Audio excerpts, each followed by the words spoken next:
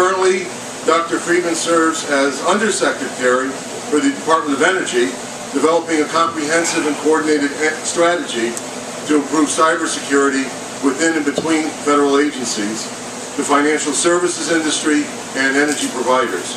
Please join me in welcoming Dr. Harold Friedman.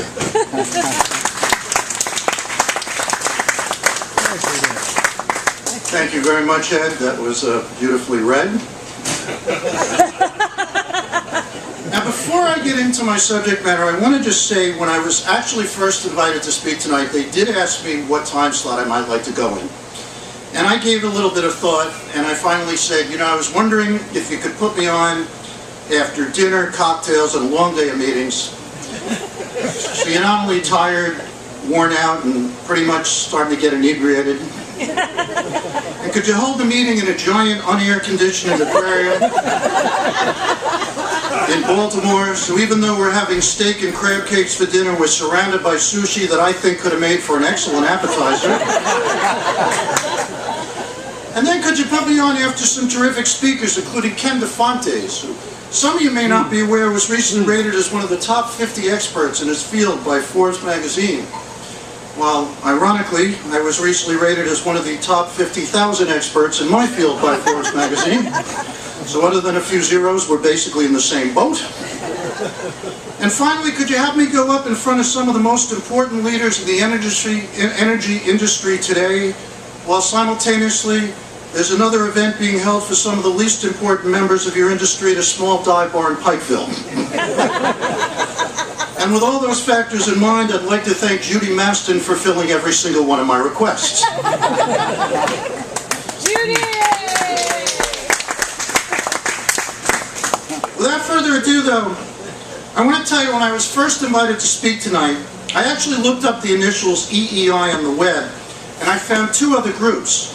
The first, a taxation association called the Executive Enterprise Institute, and the second, an IT company called Enterprise Engineering, Inc.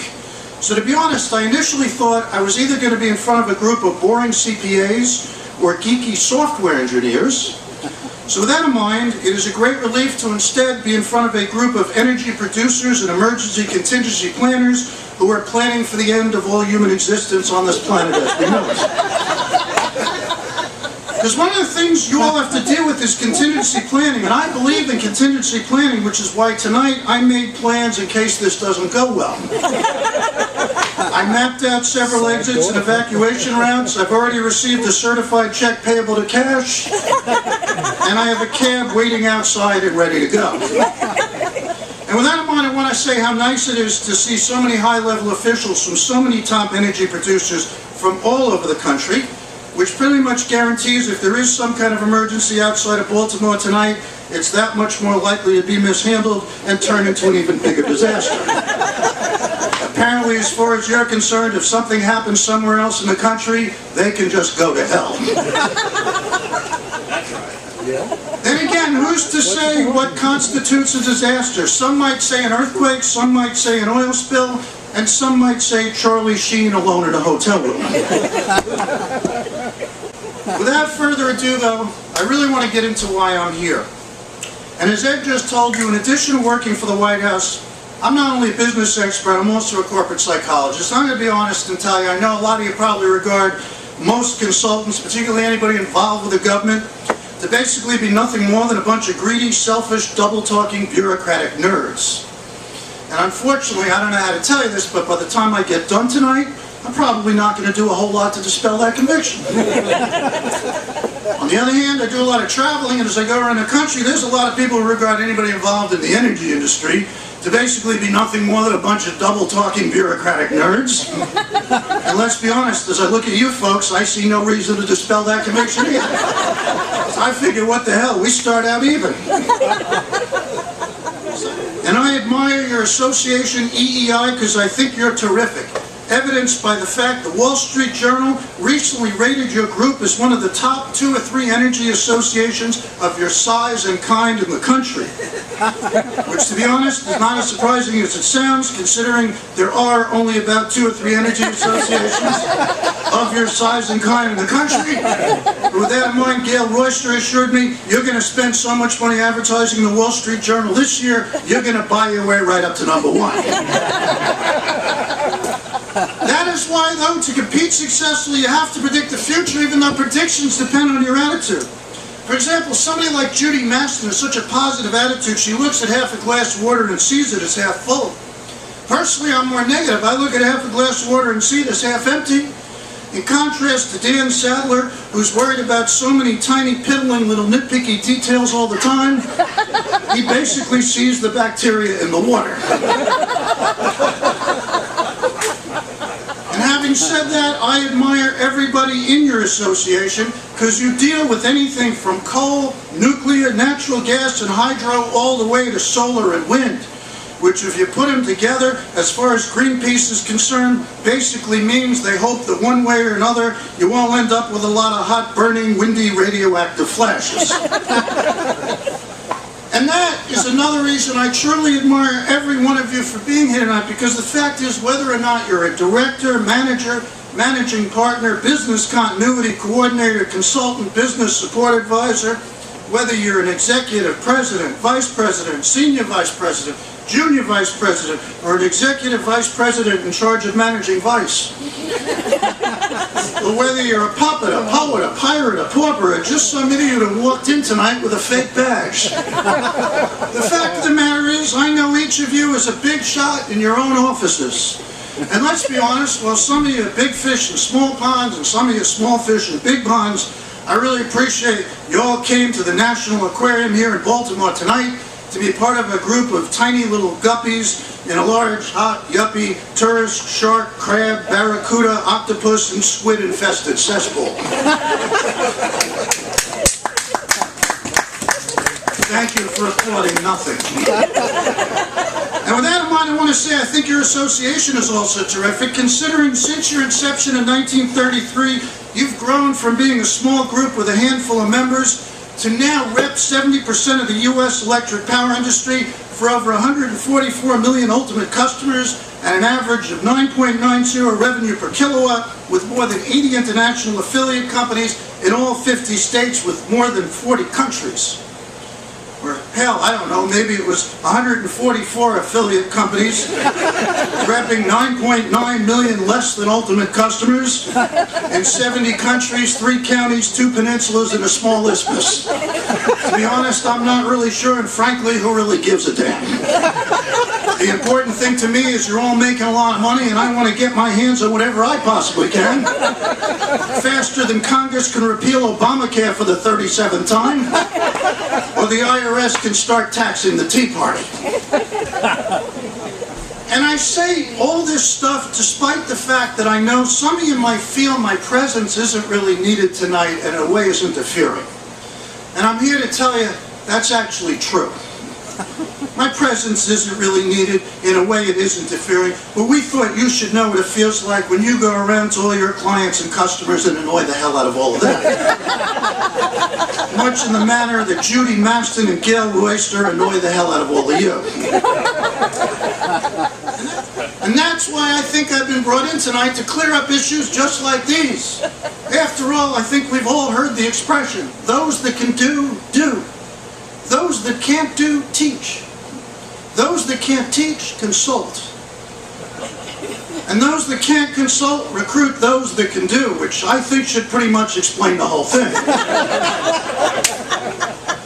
I gotta tell you right up front, to me, the whole concept of electricity is still unbelievable. To this day, I can't believe somebody can burn coal 100 miles away from my house that can produce enough electricity so my 20-year-old son has a permanent video game addiction. I know we need power, but does it have to go directly to his computer at 2 in the morning when he's playing Call of Duty? On the other hand, I'm too busy playing Words with Friends on my iPad, so maybe I'm being unfair. The fact is, you're great at distributing electricity. I know this to be true because every month I look at my electric bill and I'm usually pretty shocked. What's truly amazing is our national grid has more than 200,000 miles of high voltage transmission lines, which not only results in a lot of electricity for everybody in the country, but also a lot of dead cats and squirrels. Let me know if I cross that fine line of taste. Now, having said that, I think the names of computer viruses aren't scary enough, like the Conficker. We need names that frighten the heart and soul, like Cujo, Katrina, or Dick Cheney. Or better still, the Bernie Madoff. The virus that comes in is such a good friend, you actually beg it to wipe you out. And with that in mind, I think we need better names for our nuclear plants. Instead of creepy names like 3 Mile Islands, we need to make them sound more like an amusement park. Something like 6 Rads over Georgia. Of course, one of the big issues with nuclear is what to do with all the waste, which was supposed to be solved by Yucca Mountain, until Nevada turned around and said no. Which is the first time in history Nevada ever turned something down for health reasons. Let's be honest, they're in a state known for booze, women, crime, smoking, and gambling, and they've got the nerve to say your nuclear waste isn't good enough for us? That's why we need a slogan to get the people in Nevada back on board, something they can relate to, like what happens in Yucca stays in Yucca. And I know the excellent safety record of nuclear power, and I say that because I met a man at one plant who could literally count the accidents from 20 years experience in one hand. And even though he had 15 fingers, I think that showed they were on the right track. Now, with all this in mind, there are some questions that have to be asked tonight within all your companies and the energy industry as a whole, such as whether generation and transmission facilities will affect fuel price trends and diversity on domestic production, global imports, advanced metering infrastructure, energy efficient gains and overall markets to enable a growing population and digital economy with liquefied natural gas, while simultaneously monitoring cybersecurity with passwords, retina scans, detached retina scans, eye removal, nasal hair scanning, ear hair analysis, and back hair shaving, while dealing with OSHA, FERC, NERC, the EPA, FEMA, WAWA, the IRS, EMS, PMS, ABCDEFG, CSI Miami, KFC, HDL, LDL, DOE, DOE a deer, DOE a female deer, DDT, IOUs, EIEIO, C'est La Vie, RESPCT, GLORIA, Showtime, Cinemax, and American Idol. Thank you. Thank you very much. I would say that would be one question. Another question would be, what the hell am I talking about? The truth is, I have no idea. Honestly, I was just quoting Michelle Guido the entire time. But the cool thing to me is you all seem to be following along. And that's why dinners like tonight have a value to exchange information. And that's another reason I think you folks here at EII are the best in the business. While the people at your competitors like the National Rural Electric Corps Association are nothing more than a bunch of dorks who have managed to get lucky. And I say that tonight not because I mean it, but rather because I'm being paid one hell of a lot of money to say that tonight. So I hope you don't mind when I tell the people at NRECA they're the best and you're a bunch of dorks at their next dinner. Now, having said that, to more fully cross-pollinate your overall abilities, we're going to ask that some of you folks start moving around.